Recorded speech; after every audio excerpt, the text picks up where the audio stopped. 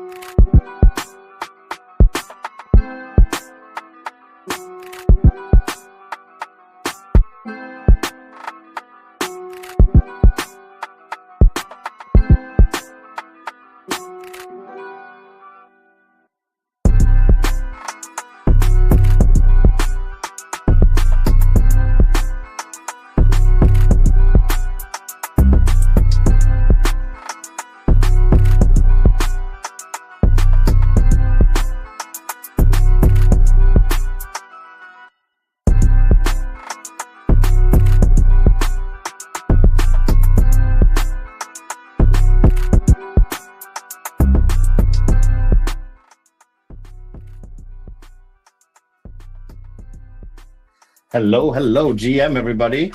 I see new people are finally arriving in the chat too. Eleni, DeFranco, hi, Burnham. We have got a show for you today.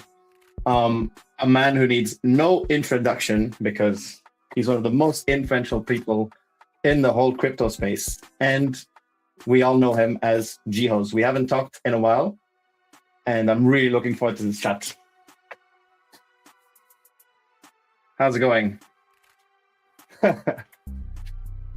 You're muted, Jihoz. One sec. Okay. Can you hear me now?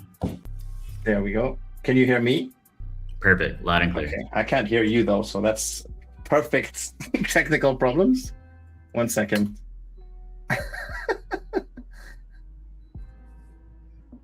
It might be on my end. Just give me a second. Did the chat hear me? There we go. Sorry. You guys thought that the show's technical problems were bad when it was Gila running things. It's even worse when it's me. So how have you been? It's been a while. I'm good, man. I'm here in Vietnam. So. Yeah, you moved recently, right? Been here for about 2 months now. So. Oh, cool. How's that been? Have you ever lived in Vietnam, or is this the first time you've like moved permanently?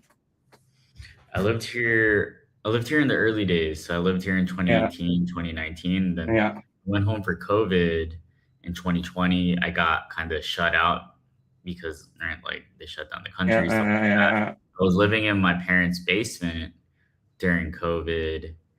I was living in my parents' basement during COVID. Then I went to Korea, got married, and then Axie started blowing up around that time.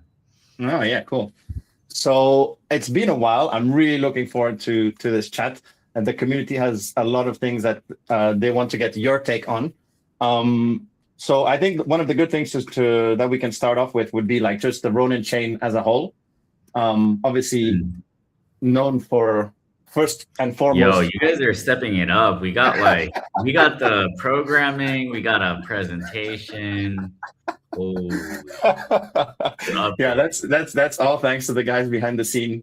But yeah, so the first thing, obviously, the thing that Ronin is most known about is crypto gaming. What's the first question I have for you is what do you like? What first comes to mind when you think about what's actually working? And let's say if you're thinking about it over the last 3-4 months, or 3 to 6, let's say, in gaming on Ronin, what sticks out to you as something that's really working?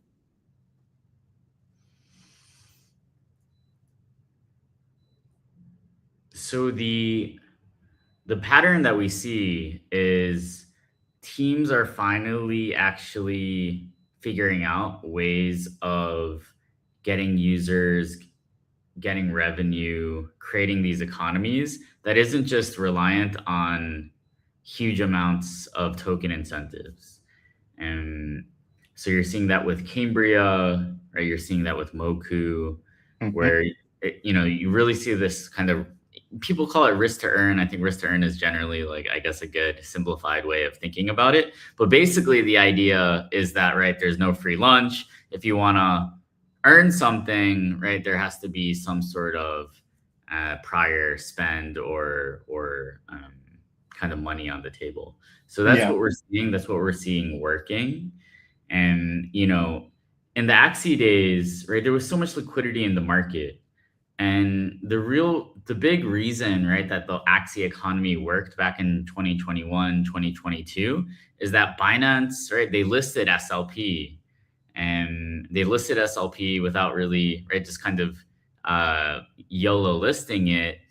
And that ended up, right, like basically creating so much demand for SLP. It was almost like an early meme coin, right, where Mhm. people, Binance traders just bought it because, right, all SLP that existed had to be earned.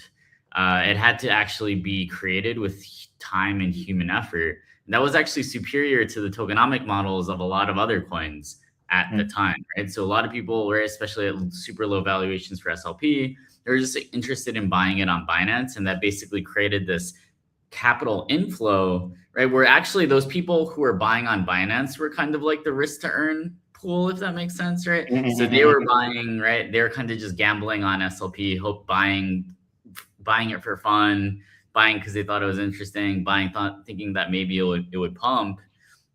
And that was kind of like the capital inflow that was causing people to breed axes. And but that's Mhm. not but that's a thing that, right, is only possible in certain market environments, right? Yeah. People Special are, conditions. it's like I'm, special conditions. It's not a repeatable, right? yeah. It's not like a repeatable thing that you can just bank on happening Yeah. whenever you need it to. So the thing that is good about risk to earn is that it is a model that can work in any climate, right? The business model is a little bit more similar to poker, right? It's still skill based. You have to be good at the game, but, right, there's some RNG involved. There's no, right. It's not like, I don't know. It's not like some of the crypto games of the past where it was like, okay, everyone, as long as you're early, can make money, but if you're late, you're Yeah. definitely gonna lose money, right? Mhm. Yeah, like I guess like the Ponzi games we saw come out resurge after, like over the last year that we saw on other chains on abstracts and stuff like that, where it was simply you get in early and that's I so it's like mean, it a bit added of that. that is okay and fun or whatever, right? I see that as like crypto gaming's kind of version of meme coins or something like that. I still think that that is preferable or more serious in some ways than memes. Um, right, a certain amount of that is fun, but that's not like enough substance to sustain an ecosystem for the long run, right? Yeah, it's like a But branch. It's like a branch of what things are like a branch of the tree, but it can't be the only thing that you're. It's like you just have to acknowledge that it's there, right? But you have to be working on other stuff, right? And so, yeah, for Ronin right now, Ronin at the moment, what would you say you guys are like doing at the moment for like acquiring new users? Let's say, obviously, it's a tough question because the market conditions are rough for everybody, right? And one of the biggest ways to get people in is token go up and stuff like that. But so yeah, what can you tell us about that? About like user acquisition and stuff like that at the moment? so for us, we have our kind of publishing games, right? You have games like Cambria, Moku, Fableborn, Fishing Frenzy, Pixels, and Angry Dynamites, right? So each of these games, right, represents kind of a unique shot on goal that where we support them, we'll invest in them, and then, right, they go out and try different UA strategies to bring users to the chain, right? So I think the promising thing that we're seeing is you have teams like Moku that are actually driving volume and Cambria that are actually able to figure out new economic models. And so yeah, I think like a lot of our UA, a lot of our growth is really up to our partners and kind of figuring out models that are going to work for scaling together. Right, that's Mhm. basically, right, the bet that you have with Ronin as a chain. I think Pixels is really interesting, right, because they also are creating kind of a UA platform. Mhm. And what we're also seeing is that since, right, you have teams like Cambria and Moku that are succeeding, right? Nothing is really working that well in crypto beyond, right, a few very narrow niche use cases, right? Like Hyperliquid is doing well, right? Maybe you have some RWA tokenization, some stable coins, but things related to entertainment, things related to onboarding everyday people, it's not going very well. But where it is actually working and showing promise, all of that is centered around Ronin. The best crypto games that are actually working, I think it's undeniable that these things are happening on Ronin. You got Ragnarok Online. They've literally turned a Web 2 game into a successful Web 3 game, into a crypto game. You have thousands of people playing. It's always in the top projects for NFT volume on Ronin. And a lot of the players don't even know that they're using the chain, right? So this is kind of a, so that is like user acquisition. And so yeah, that's how I see a lot of it. You know, we also have Axie, right? So our bet on the Axie side is that, right, Atia's legacy can be something that both reactivates a ton of the dormant Axie community, whereas it's also something that can attract the net new audience. Yeah, absolutely. I think that, what would, like, so I think that would mean that like so these teams, these games are the ones that are on who we're relying the most for user acquisition, and that's a good thing, right? Because once you can observe, you can also support them, right? How active would you say? It's a very vague question, right? So it's going to allow you to go in any direction you want. But how active would you say Sky Mavis is in these games and their user acquisition? As in, like, do they come to you with their ideas, with things like that, or are they rather more independent about it, and you're just sit back and watch and see? And we can be hands-on, and generally what we'll do is, right, like we'll invest and we'll make a variety of different resources available to them, right? Like we have millions of emails, we have all of our different channels, and so yeah, I think it depends, but we try to be relatively hands-on, and I think that is one of the things that distinguishes us as a chain, is that we work closely with the best builders. We're not doing it with everyone, right? We're doing it with the ones that we think actually have a good chance. And then, right, if our job is that if someone is doing a really good job, then we should, right, know about it, and then, you know, find ways to get actively more involved to help them continue to win. Yeah, okay, fair enough. So the next topic is untapped routes for Ronin growth. It's ambiguous in the sense that there's different things I want to cover here, and the first one being things around like the creator program or creators. I saw there was, so this post you guys put out by on Ronin.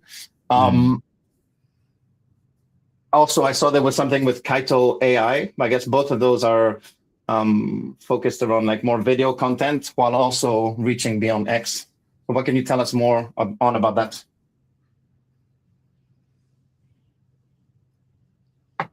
Yeah, so we're looking at improving the way that we run the creator program, and we want to make it more meritocratic. We want to make it more data driven, and we want to expand it beyond X to other platforms, right? We want to make sure that people are looking at YouTube, people are looking at Instagram, even Facebook, right? Like like our socials are much bigger on Facebook than they are on Twitter, right? Axie account gets like 100K impressions on Facebook regularly, right? Yeah. And so Twitter is very much focused on X, but actually in 2021, 2022, in the past, when we were experiencing hypergrowth, we were actually getting billions of impressions on platforms like TikTok and YouTube. Axie generated, I think, 4 billion impressions on TikTok in 2021. So yeah, you know, so the thing that was interesting about Kaido, so they were always wanted to work with us, and people were like, why isn't Axie on Kaido? Why isn't Ronin on Kaido? I told them, I'm only going to be interested in working with Kaido if you guys expand beyond X, right? X is just an echo chamber. Literally everyone in crypto already knows, right? Marketing is just the act of making sure that people know about you. For the most part, everyone in crypto and everyone in the crypto Twitter bubble already knew about us, right? And So yeah, that's generally what we're thinking in terms of the.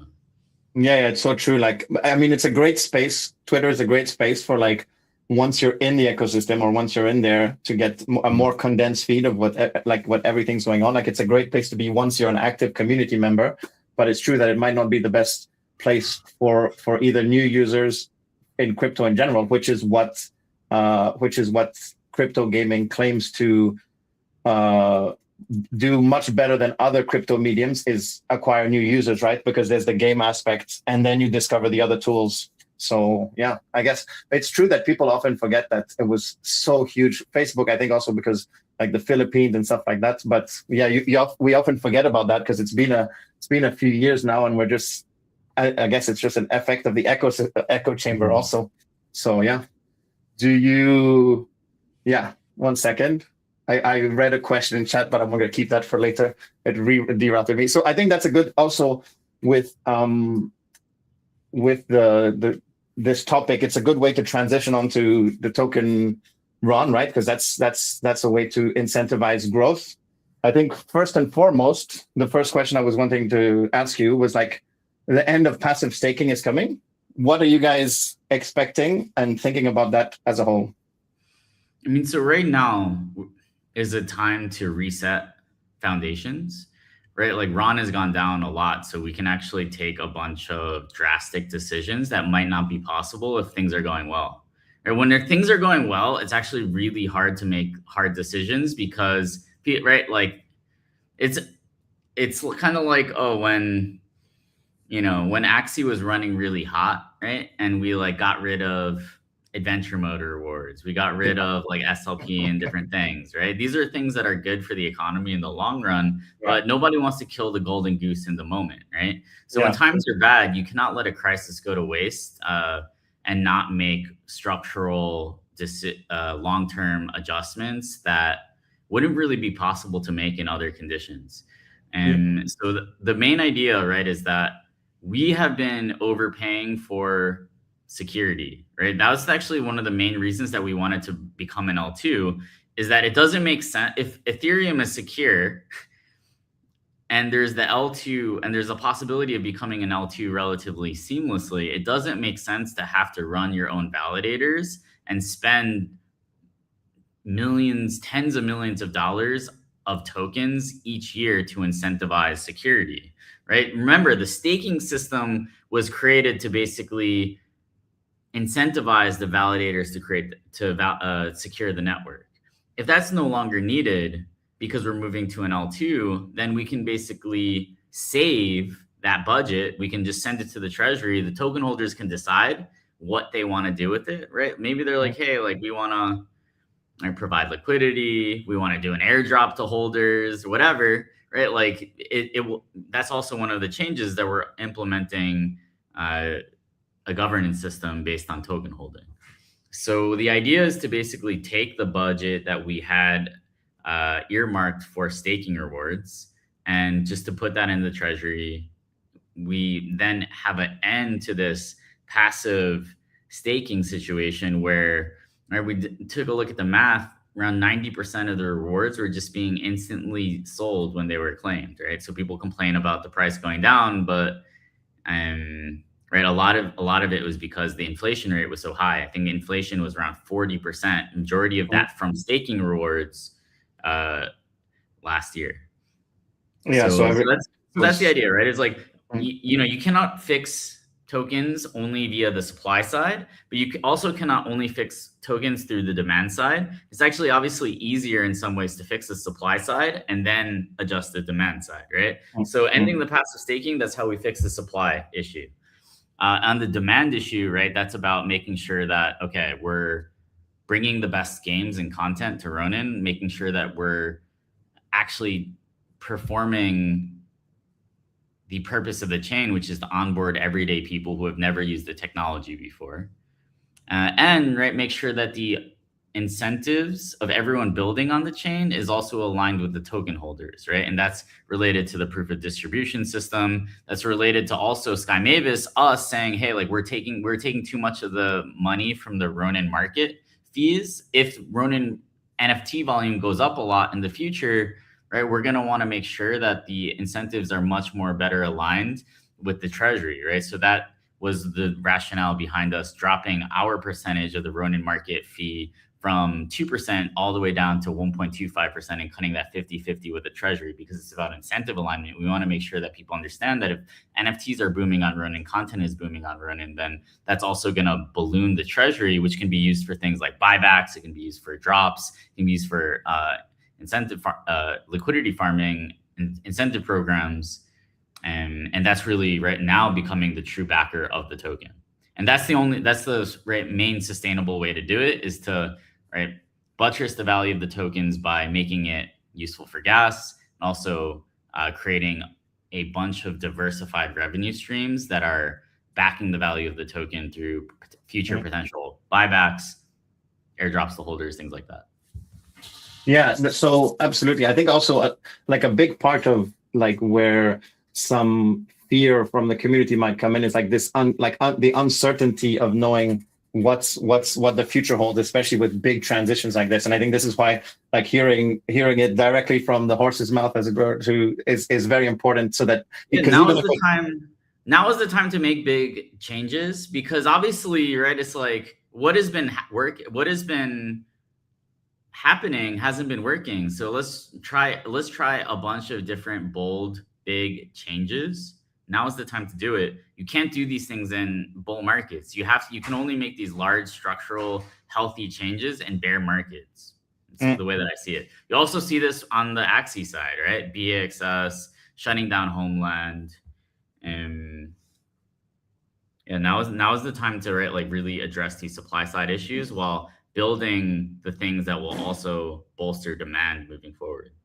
Yeah, and I guess the whole proof of distribution thing, I guess, kind of touches on both, right? Because it's obviously a supply side, because it's allocation of RON, but also the whole point of it is to stimulate demand. So I think I had more questions about that, like the whole proof of distribution model, because I think a lot of it will rely on how that's implemented, right? Simply like who decides what, how it's decided, that whole process, like how, like the question is, how would you say this is different than say the previous Ronin grants that we might have had? The Ronin grant system was really annoying because there were hundreds of teams that were applying, like asking for money, and they were like, a lot of them, right? There's like, oh, they would only think about deploying on the chain if we gave them a grant or something like that, right? So actually having a grant program, I think, is kind of toxic.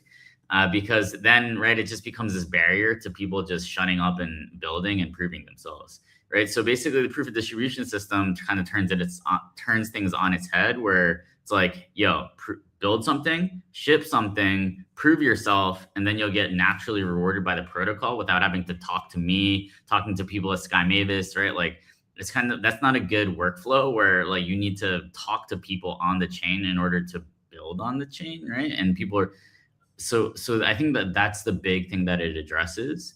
And also in the age of AI, right? Like I'm talking to a team right now that's gonna basically reskin their current game. It's a successful game, one of the most successful games in crypto that's not on Ronin. They're gonna reskin their game, kind of make it Axie themed and ship it on Ronin. They can do it in 2 or 3 weeks because of AI powered deployment. So now, right, it's like, the annoying thing about gaming is that, right, like it took a lot of time and funding to create games in the past, but that's actually being disrupted right now. So now you can kind of almost like start deploying games, like you can deploy DeFi protocols. And I think that is also going to help. Yeah, it's a perfect storm of sorts. Like right at the time that we're trying to transition this, it's also easier for games to do that. Can I ask you to tell me more what you mean by like I forget how you said it, but like naturally selected by the protocol or something like that. When you said that, like how will that work, as opposed to, because I don't understand that. Like because in a grant, a person's doing the picking. How is that changing?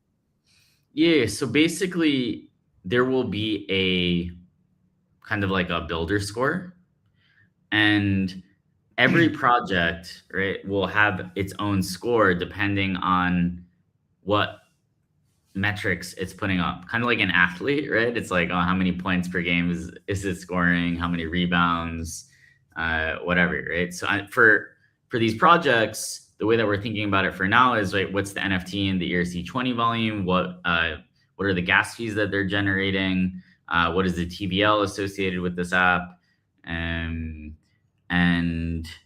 right, are they actively engaging users that are, I think, holding more than a certain amount of RON?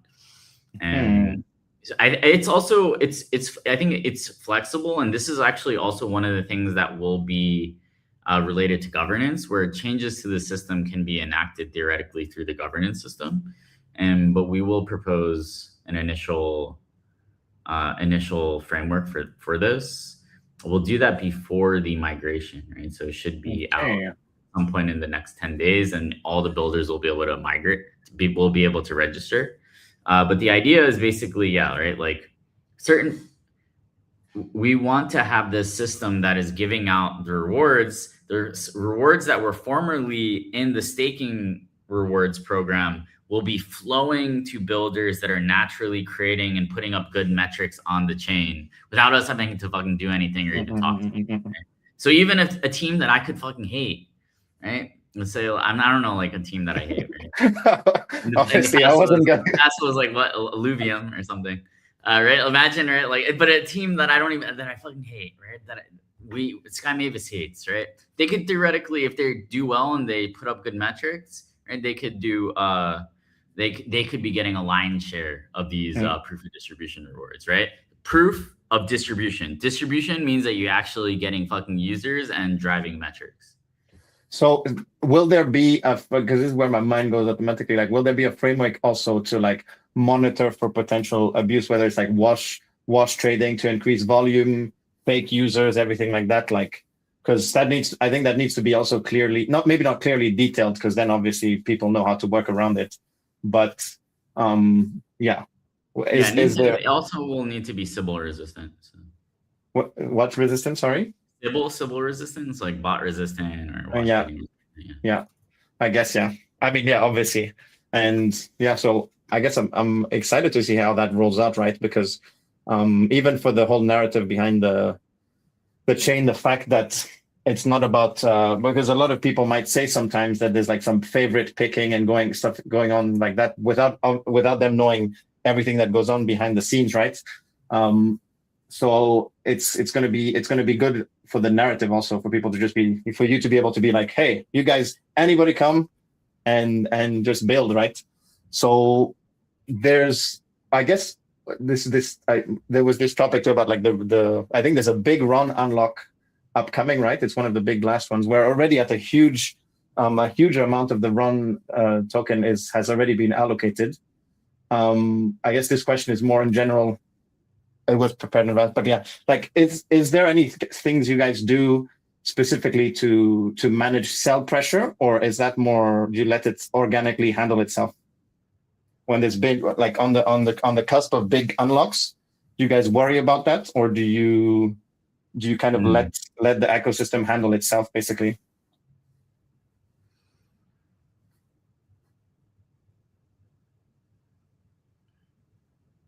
So, I mean, a lot of these things, right, where it's like a lot of this unlock, a lot of that is like in different pools of tokens that, right, it's like the staking rewards, right? Or, right, part of it is Sky Mavis's unlock, right? And we actually already locked, so I see one of the next questions. We actually locked a lot of our existing tokens, right? So we put out an article about this in 2025 about how we actually, right, had already committed to relocking. I guess the two topics are kind of intertwined. I don't think it was that effective, to be honest, right? Because I'm not sure. I think, right, it's like what we actually need to do is make sure that we're addressing supply from where a lot of the sell pressure is coming from, and then also increasing demand. Okay. Yeah, I guess that's my take on this, or the way that I think about it is, right, it's just good to get all the tokens unlocked, especially while the price is low, because you actually don't want to have these big price. You don't want these huge unlocks coming later in later down the road when they're worth a ton more money. Right? Yeah. And that's even as we were talking about earlier about like handling the supply side before stimulating the demand side.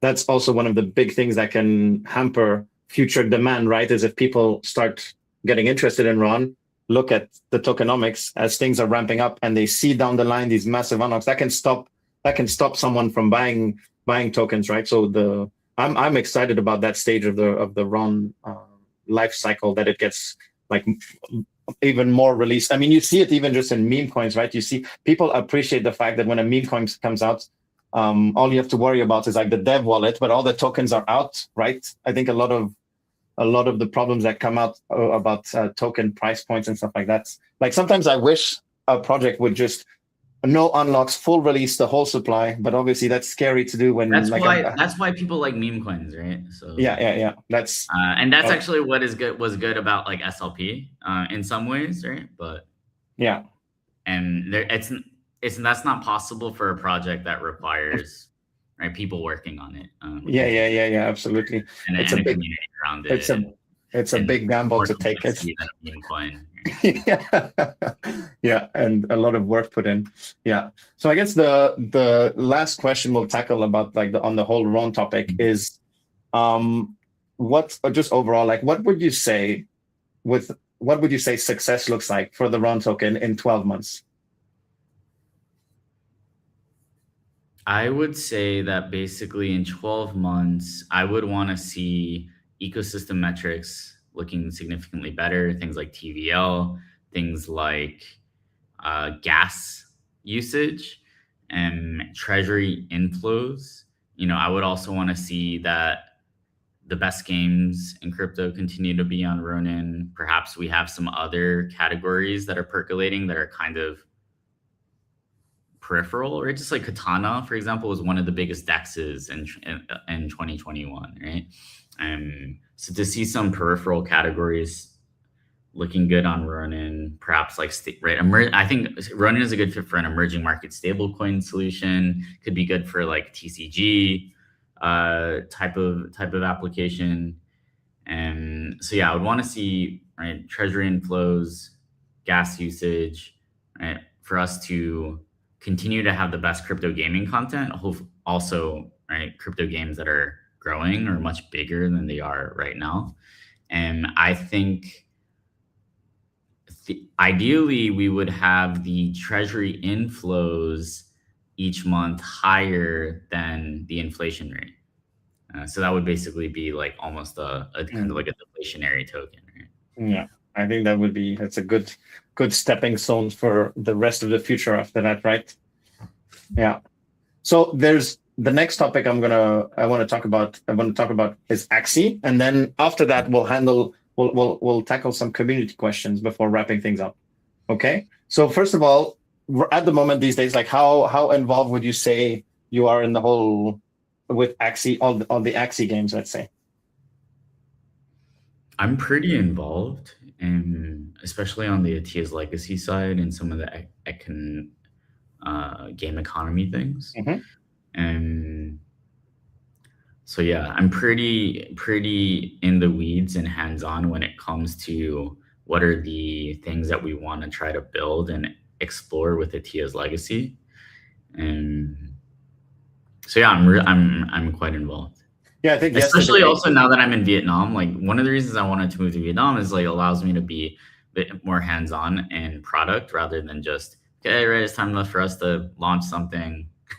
Right, I'm able to be a little bit more part of the full life cycle. Yeah, that's. I mean, it must be cool to be. I mean, on the ground with the team. It makes it more direct, right? So yeah, one of the things I was gonna ask you until you tweeted about it yesterday was when next playtest. But as you said, so you in this tweet you posted yesterday, you said targeting April. Yeah, like mid-April, I would say is a good target. Also, likewise with the migration. Yeah. Likewise with the migration. So I think we had originally said late March, but we're gonna shift that ETA to April due to us, some of the exchange partners needing a bit of time to kind of go through the migration process. What can you tell us more about this? What are you most excited about for people to discover in the next playtest? I mean, the first playtest, I had a lot of fun, and we made this one like, so the last playtest was way too easy. So we're gonna play around with the difficulty here in terms of the PvE content. So Hopefully, so it's a bit of a meme in the show that I keep complaining about because my phone couldn't run the Atia's Legacy playtest. So hopefully, one of the difficulty metrics won't be access to the game because I really want to play this one.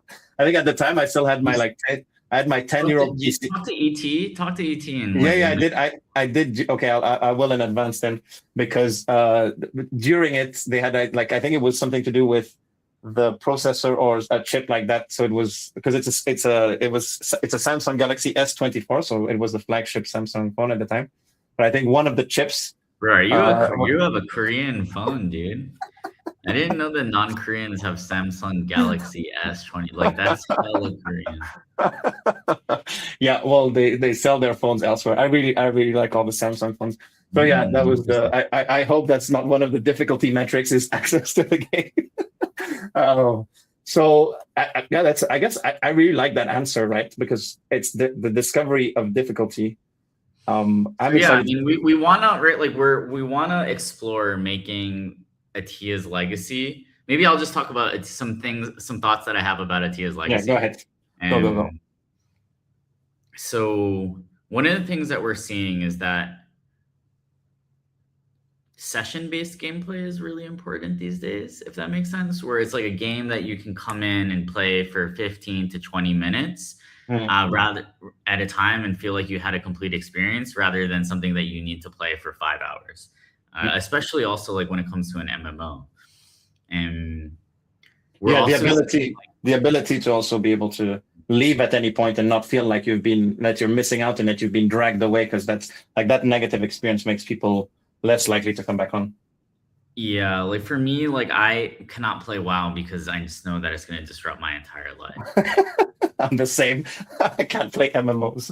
So the idea of an MMO that's a little bit more session-based, where you feel like you can play for 15 to 20 minutes and have a complete experience, right? Also the integration of risk to earn, and also, right, let's think about what works for EVE Online is the idea of risk actually as well, right? Because you join a war, you have your ship, that ship can be destroyed, right? It's social. The element of risk, the ability to profit, the fact that you're with your friends, these are all the critical elements. And we're looking at, right, based on the building blocks that we have right now, right, this kind of top-down ARPG combat system, the town, right? How do we basically kind of reconcile these things into something that is workable? Yeah, sure. So I'm highlighting this question because I was, will there be like co-op in the next playtest or a party system? You can't confirm nor deny. Obviously, that needs to happen. What I'll say is, but I don't believe that it will be in the next one. So maybe some sneak peek is our idea is to have like the second playtest test like a dungeon, kind of like a dungeon extraction loop, right? Where you're fighting your way through a dungeon further and further. The further you go, the more loot you get. But you can also like lose your loot. So we want to test that first. A few weeks after that, we want to test PvP. And then perhaps like parties would be the playtest after that. Oh, wow. So does that mean you're saying like that playtest number 3 will be a few weeks after just playtest number 2? That's the current thinking. That's the current thinking is that then we want to like have the next playtest, which will be the PvP testing quite soon, relatively soon after the second one. Can we safely say that the time between playtest 2 and playtest 3 will be shorter than the time between playtest 1 and playtest 2? Yes. Much okay. That's cool. Excited about that. We also like some of the people. Some of us on the team are like obsessed with Arc Raiders. not Mhm. like the idea of arc raiders, right? Or the idea of like what would Axie X arc raiders look like with minus the guns, right? Yeah, You yeah, don't yeah, think yeah. about the gun aspect, right? But yeah, the But the whole idea of an extraction, session-based extraction with the loadout system, right? These are some, these are where our thoughts are at. We just had Jeff K come to HQ actually, and he's actually a huge fan of arc raiders. So we're discussing, right, like what makes that game so good? What is the tension? What is that? That seems like it could be a good fit, right, yeah, yeah, yeah. for Web3 is like that type of mechanic. That's actually also what, for what works for me personally with Cambria during Gold Rush is what I love is like, right, either crafting my outfit or my loadout, basically crafting my equipment or having to buy my equipment after I die, going out there and feeling like, right, I'm wearing a lot of money, so I'm wearing a lot of money on my body, and you go out there, right? You're farming mobs. When someone comes, you're not sure whether they're friendly, whether they're gonna gank you or try to gank you. Yeah. Uh, right? There's that all of that tension, and the fact that it's involving real money just increases the tension that's already there, if that Mm-hmm. makes sense, right? Rather Yeah. than so these are the types of conversations or thinking that's the type of thinking that we've had around what makes Atia's legacy really interesting potentially in the end game. Yeah, I mean it's exciting to think about, right? Obviously, um, good conversations to be having while designing a game. Mm. One of the questions there is like, what's Axie's next major moment? I think the easy answer to that, right, is would you say it's like the release of Atia's Legacy, or what's your answer to that question? What's Axie's next big moment? Like, so we have some we don't necessarily want to wait that long, right? It's like I think like these play tests are going to be fun, and we have terrariums coming up. BAXS I think is an important structural change to the economy, and but yeah, we're also thinking about, can we do something that's like, remember the nightmare event? Nightmare event was pretty good for stimulating the economy.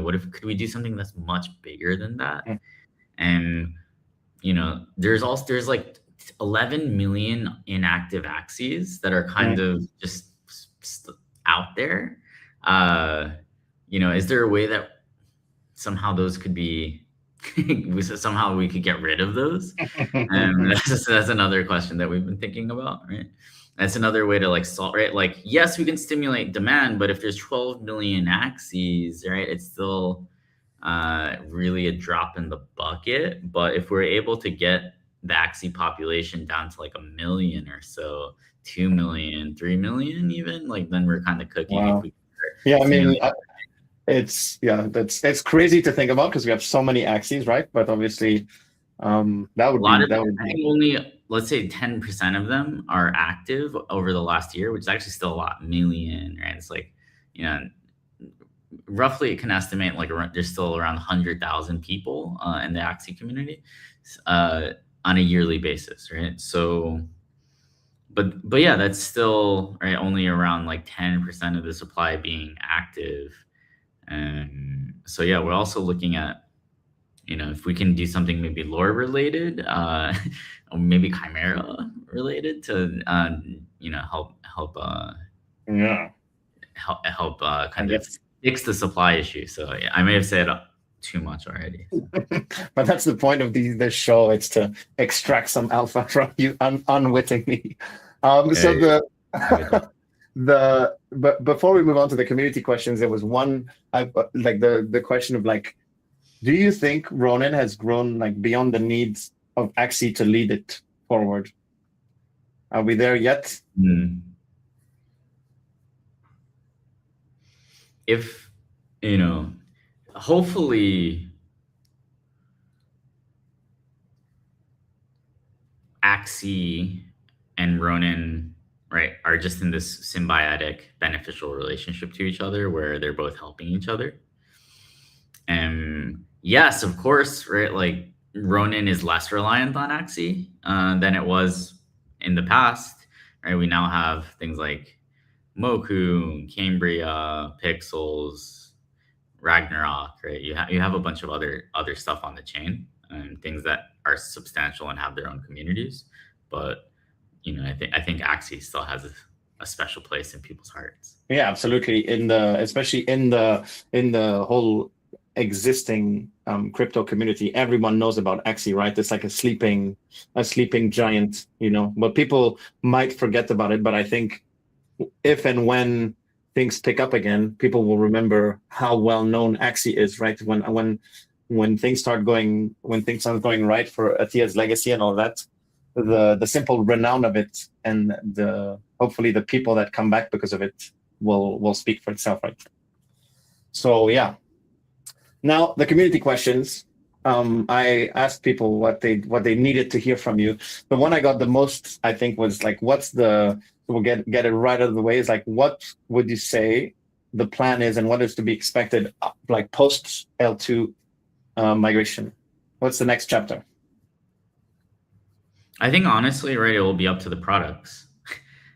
So yes, I think there are some cool things that we can implement at the protocol level, right? Like, let's do some really interesting governance proposals, right? Can we do the honor system, right? The player reputation system. Some of these, because the builder score is actually going to be kind of like developer reputation, right? But we still, I think, potentially would need a user reputation system. So we're taking a look at that as well. So those are, I think, some of the things at the protocol level, to be honest. But I do think that, right, Ronin is a chain for everyday people, right? Yes, it's very gaming centric, but the reason that we choose gaming is because that has a way of being very relatable to everyday people. And so it will be, after the migration, right? A lot of it will be making sure that our winners are winning and that we're continuing to attract new winners to the chain at the product level, right? So that can be games like Moku, Cambria, Fambleborn, Pixels, Ragnarok, but it could also potentially be applications that are a good fit for everyday people, right? So that could be, stablecoin, remittance, transfers in emerging markets, right? Because if you're building a blockchain app for Filipinos, obviously you're going to want to be on Ronin, right? A blockchain app for people in Peru, Venezuela, Brazil, Ronin is a great fit, right? So our specialty is not just in terms of gaming. It's that our specialty in gaming has also allowed us to have this kind of geographic, regional, almost socioeconomic tint to the people that we have on the chain and the people that we can onboard to the chain. Yes, and this, like, actually, your answer makes me think of the previous topic we were on, and it also ties it together with Or's question in chat, which is, will like Axie Classic and Axie Origin have builder scores, for example, or game scores or whatever? If Axie Classic and Axie Origin pick up or do good and pick up, will those games also get an allocation potentially? Like, if the people are speaking by which games they're playing and Axie Classic is played a lot, how would that go? Let's say.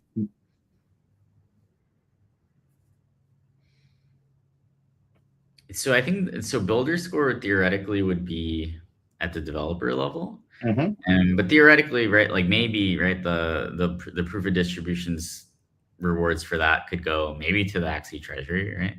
Or maybe they could just go to the Ronin treasury, because, right, Sky Mavis builds those games, and we said that Sky Mavis's rewards from that system would just go straight to the treasury, because you don't want to be seen as benefiting from it in that way, in a way other than through our holding of the RON token.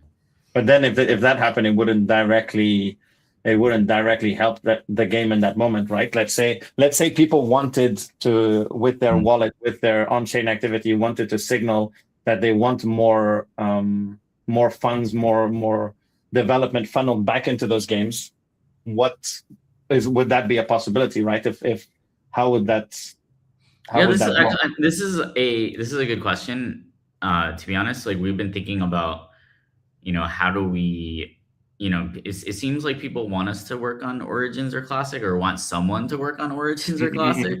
But the problem is these games are not profitable to work on, if that makes sense. Yeah. But if the community just wants, yeah, if the that's community why just wants someone to build it, right? Maybe, right, someone could get paid to build it, whether that's a different developer or us, or right. Yeah. The problem, right, is that Origins and Classic, it's not like something that makes a lot of business sense to work on, or to continue adding new features to right now. Yeah, but I think a lot of the community know that, but that's where if the on-chain activity was high enough that the new proof of distribution, whatever that RON amount would be, would suddenly make it at least break even or profitable.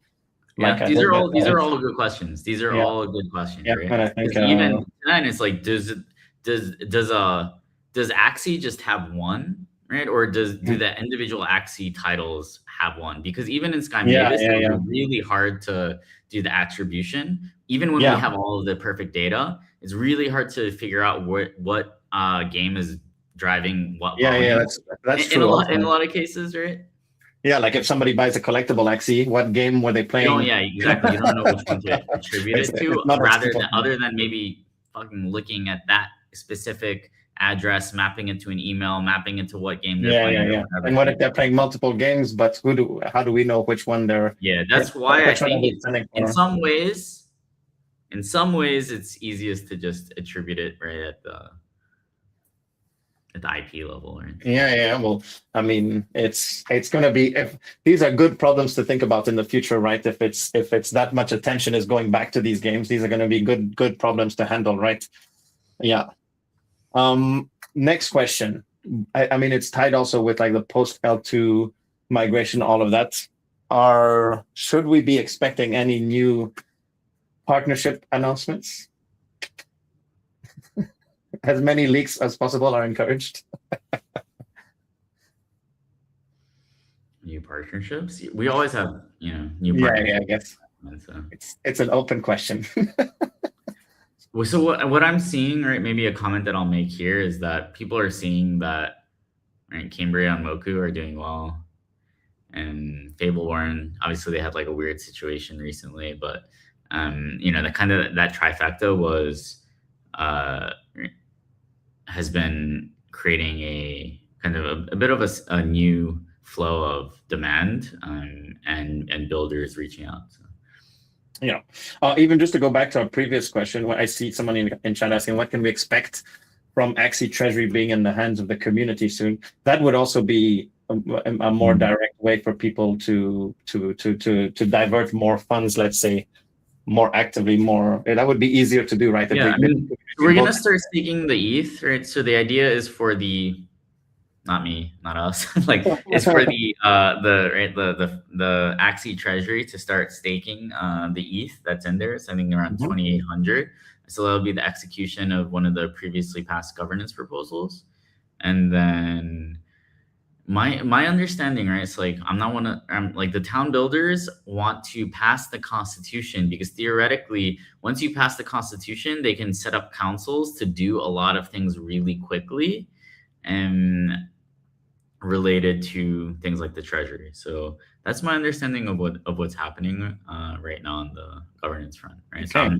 So as you know, the good and the weird thing about governance is like, it's not really up to me, and it's not totally in my hands. A lot of it is in the hands of the community. So. Yeah, fair enough. I guess another one of these things, or one of these questions, sorry, that I got asked was like, can you tell us more about the utility of AXS in Atiya's Legacy and in the terrariums? Is there anything? What comes to mind when you think of that?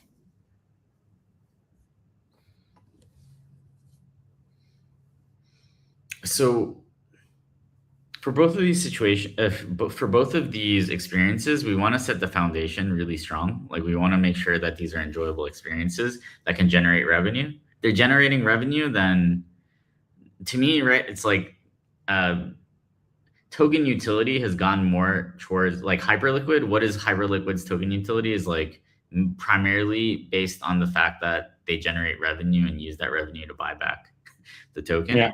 right? So Yeah. to me, generally, right, it's like we need to make these games fun. We need to make these games have deep reasons to interact with the economy and to right, generate significant transaction volumes. And then once you have these things happening, it's very easy to divert value to the token. Do you have a playtest number in mind where we will like start testing out AXS utility? I'm not exactly yeah, like maybe my estimate would be like 4 or 5. Okay, there you go. I mean, yeah, that's an exciting thing too. We have to. It starts with that, right? Okay. Another question that was asked was like, what can you tell us, or what's the state of the recovery of the hacked funds to this date? So, I think the only thing that I can say is, that we continue to make progress on it, and that we're in contact with the FBI on it. And I think they want to move faster on it, and I think like the new administration is obviously been more friendly to crypto, so I think they're moving faster on stuff like this. And it's significant, and it's a significant amount of money. I believe the last time that we publicly said a number was like maybe 30 mil. And I think that's when Bitcoin was at 60K. Let me just check to see what I said, to see what was said. Norway funds. Yeah.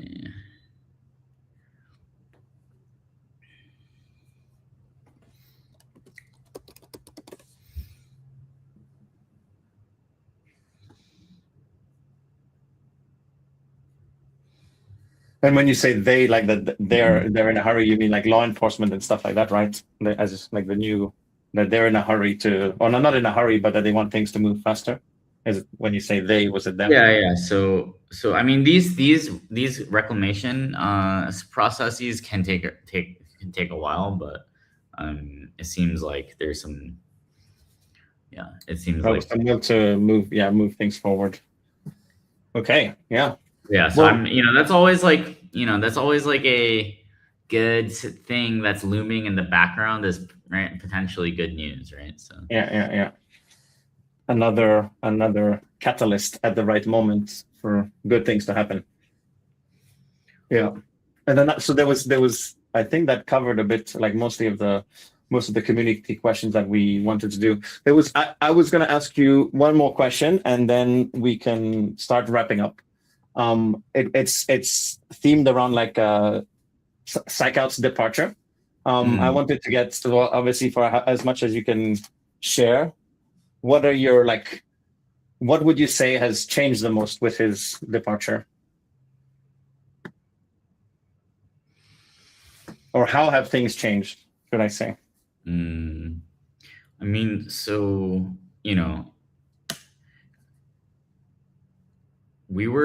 I think we were at a situation, or we were at a crossroads, right? Where not just within Sky Mavis, but I think within crypto, people have to decide whether they want to like move on with their lives, or they want to double down and like really go all in and do the things that are going to be needed to actually turn the industry around, turn Sky Mavis around, right? So I think that was the situation that we had, where, I think for Alex, he just had a kid, which can be like a really life-changing thing, I've heard. And so he just had a kid, right? He wanted to spend more time with his family. He didn't want to do the thing that was needed, which was to move to Vietnam and dedicate himself fully to doing what was needed to, get things back on the right track. But I did, right? So for me, I mean, it's hard to say, because a lot of it has just been, I feel good because I've come to Vietnam. I'm more hands-on. I see everything that's happening now, and we have a much, better view or understanding of what's actually happening. So yeah, I think that's the main, that's the main change for me, right? Is that I'm not back in Vietnam. If only, obviously, right? obviously, I grew up with Alex in a way, right? Like when we started Axie, we were just like, right, people playing crypto kitties in our pajamas, right? So when we started this journey, so we came like a crazy, went on a crazy journey together, and he's kind of stepping back, right? He's still going to be involved in some ways, maybe at the board and stuff like that. So. If only he had thought about replacing himself with an AI agent. Did you hear about that on Ronin? Some like a CEO making an AI agent. Eventually, right, that will not be so far-fetched. Yeah. It was just right, unfortunate for that particular situation where it's like, that team has not been able to really prioritize or strategize well, right? They haven't been able to strategize well, and they haven't been able to execute well. So when you have a lack of ability to do the right things or do those things well, then it's not a good recipe. Disaster. Yeah. So I think that's what happened there. So. Yeah, relating to your previous answer, there was Or's comment in chat. He says, Ronin is Jihoz's kid. We truly appreciate his dedication to doing what's needed to bring us back. So, yeah.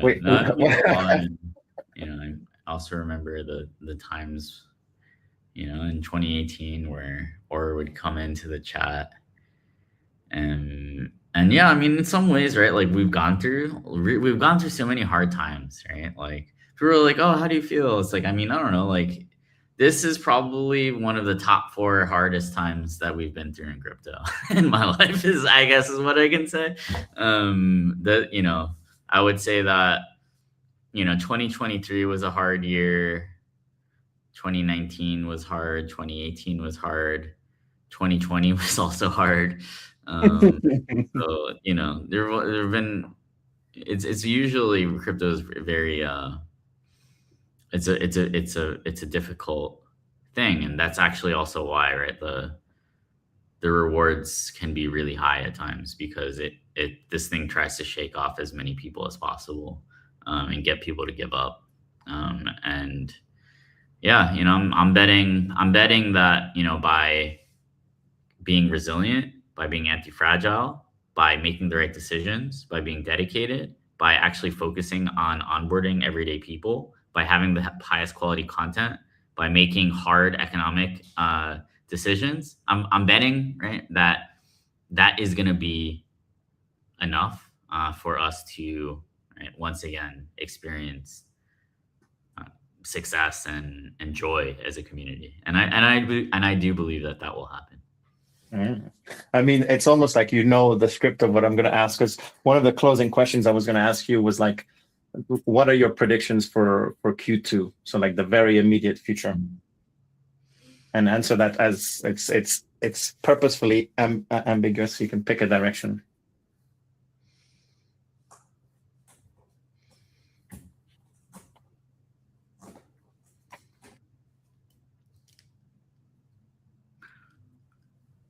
I believe that we will execute well on that. We're going to execute well on the L2 migration, and the Atia's legacy playtest is going to go well. You're still going to have Moku's Grand Arena season going on for a lot of this, right? Cambria Genesis is coming. Fableborn Season 5. And, there are a couple of like new teams, new products that are also on their way to Ronin. So yeah, I believe that if we execute, we're stalwart, and we have everybody's support, we stay unified as a community, then I think we're gonna be feeling a lot better in Q2. I also feel like like one thing that I see is I feel like our relative position, right, is still quite strong. It's not like I see anybody succeeding in Web3 gaining in any way that's kind of significant relative to us. So. Yeah, fair enough. Yeah. So another thing that I want to say, right, is like, it's like new stuff. We want new games, right? I think like, the idea that someone is coming to save us, like some sexy new product or new team, I think that's a little bit overrated, to be honest. And definitely, new teams can help, and new teams are interested in coming. And But I guess it's yeah, it's I will also say that that's not a silver bullet. yeah. Because right It's like now it's like who are these new teams, right? Like there are some good games outside of Ronin. There are some good games outside of Ronin. But we'll see. It's also like I also think that like with vibe coding, right? Like developers can come out of nowhere. There are people on our team that are now developers that weren't developers 2 months ago. You know, Jaster is like a fucking Jaster can make games now. yeah, I've been chatting with him. He's going all in on AI. Yes, we kind of gave him a special role where he's like the AI growth associate. So he's coding a lot of different things for us. I mean, He's that's actually saving us a lot of money. That's an interesting thing too. Is like we were able to replace a lot of the services that we're paying for, right? With some like new tools that he yeah. made. And as an employee in any business, the best thing you can do for a company is save them money or make them money, right? So that's good for Saving everybody. money is actually just as powerful as making money. If Yeah, that makes sense. even more powerful sometimes because if you're saving money while doing the same thing, it frees up more resources. Fabled Melon in Abel chat Mellon says, says he's becoming a dev and vibe coding is OP. Definitely. Like, I yeah, actually think that that's one thing that we need to start talking about more as an ecosystem. Like, a bit is like vibe coding. Right. I think anyone can become a builder now.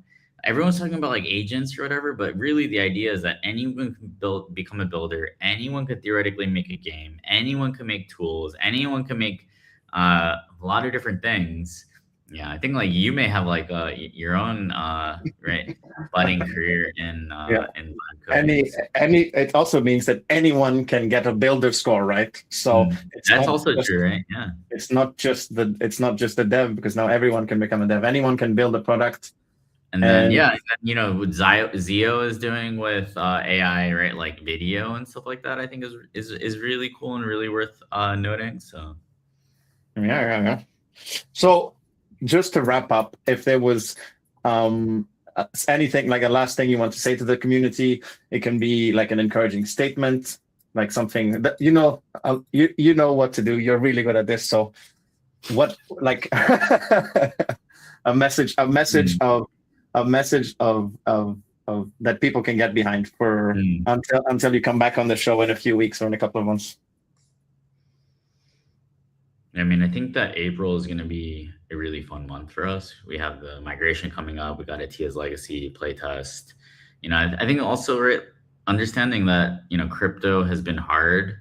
You know, it's been hard for all of us. And I'm actually really proud of the community, right? We can say that, oh, like sentiment is bad. But actually, you know, I actually think that, right, the community is finding things to rally around, right? Because remember, the difference between us and everybody else is that when the market is bad, we actually have a lot of fun things to do together, right? We can play Grand Arena. We can always play Axie, right? Whatever you fucking say about Axie, Axie has what? I don't even know how many playable games Axie has right now. Like 4 or 5, right? Maybe 4. Homeland, Classic, Origins. You know, and then you have the bounty board system. Jaster was trying to get fucking Axie Doll up again. You know, and then we have Trium's coming. We have a Tia's Legacy, right? So Axie, right? Like people talk shit about Axie, but Axie has more games shipped than anyone else in the space. So we have a ton of things to do together, right? And we're only gonna make it by having fun with each other, by hanging out, by enjoying the struggle, and that's kind of my mood right now, where it's like back to basics, back to fundamentals. I moved to Vietnam. I'm not fucking leaving. Obviously, I'm fully dedicated, and I look forward to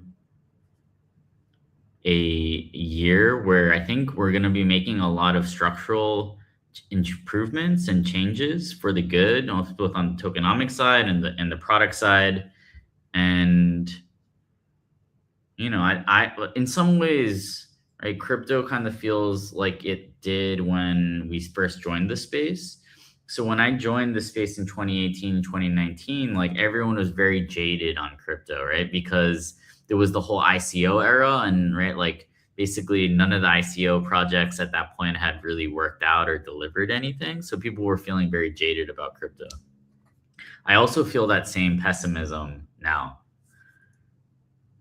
And at that time, that was the wrong fucking thing, right? It paid to be an optimist. It paid to believe in the future. And I generally think that that's how I've been able to do anything in my life, right? And that's not to say that I'm successful, and not to say that even Axie and Ronin is the sole thing related to my life, right? Like I bought Tesla when I was in college. And so I graduated high school in 2009. So I must have bought Tesla in 2010 or 2011, right? Because I was an optimist, because I believed in human potential. And, right now AI is kind of the very sexy thing. And it used to be flipped, right? Crypto was sexy and nobody cared about AI. But, we're also learning about how these things go hand to hand. And also, right, you don't necessarily want to be thinking with the crowd. So yeah, I believe that the biggest market in crypto is still the market for everyday people. You saw this with semiconductors, right? The original demand for semiconductors was just to build the computers that they used to send people to the moon. Those were the only people using large-scale semiconductors in like the 1960s when they first came out. These are computer chips, right? Eventually, right, semiconductors or chips became something that became used in all of the products that we use as people on a daily basis, but they weren't for consumers in the early days. And that's how I feel about crypto, is that eventually the larger market for this technology is everyday people in everyday life, rather than just these niche financial use cases. And that's, I believe, where we specialize and we have more experience than anyone else. So, if we fail because we made a bet on that and we were wrong, hats off. That wouldn't make sense to me. So, well, perfect. So yeah, I'm here. I'm not fucking leaving. And I think, we have an advantage, to be honest, right? The reason that we've been able to stick around for so long, the reason that this community has been able to stay together for so long, is that when we have hard times or we have boring times, we always have something to do together, right? So, I think for us, the creators, the community members, I think, right, like the thing that you can do is figure out, right, like what are the most interesting things that are happening? How do you share that? How do you educate? How can we help, onboard a new audience to it as well? Yeah, I think that's a perfect note to end things on. So yeah, thanks for coming on. You've given the whole community like a lot of things to digest. I always love having you on, and I think also just, even though a lot of the things we covered you've already tweeted about already in articles, I think sometimes a different medium, and especially through the podcast when you come on, is a great way to like reach the people who haven't quite understood it, myself included, right, certain points. So yeah, thanks for coming on, and I hope you had a good time too. So see you next time you come on. All right. Yeah, thanks for having me. And I'll come back whenever you want. Just let me know. Yeah, perfect. We'll definitely be scheduling that. So, and then yeah, so wow, it's always so fun having Jihoz on, because I'm gonna be honest, I was like really nervous having to like solo host the show with Jihoz as a guest, but as you can see, he gives such banger answers while also making me feel very reassured. So all you have to do is like ask a few good questions, and then you just get a really good show, really good answers, I feel. And yeah, I think some things that stuck with me for today are when the answer he gave about one of the thing that he's most excited about for Atiya's legacy, which is like what he just gave it was almost like just a one-word answer, like the word difficulty, because it entails so many things. It's not just toggling the difficulty in game, but it's like you need difficulty even for economics to work, right? You need skill in a game. So I think it was just, that's the thing that sticks to me, and also the discussion around the proof of distribution token, which even just myself personally helped understand it a lot more, because I think a lot of the FUD that might be circulating comes from people not quite understanding, and this is why mediums like this I feel are important. Even like I like it myself because I get to find out more about the chain that I'm on, and I hope that you guys also learn some things and figure out some things and are able to get some answers to your questions. So yeah, thanks everybody for tuning in. We'll see each other next week at the same time. We'll be announcing who the guest is, and yeah, thank you for coming in. Thank you for tuning in, and see you guys next week.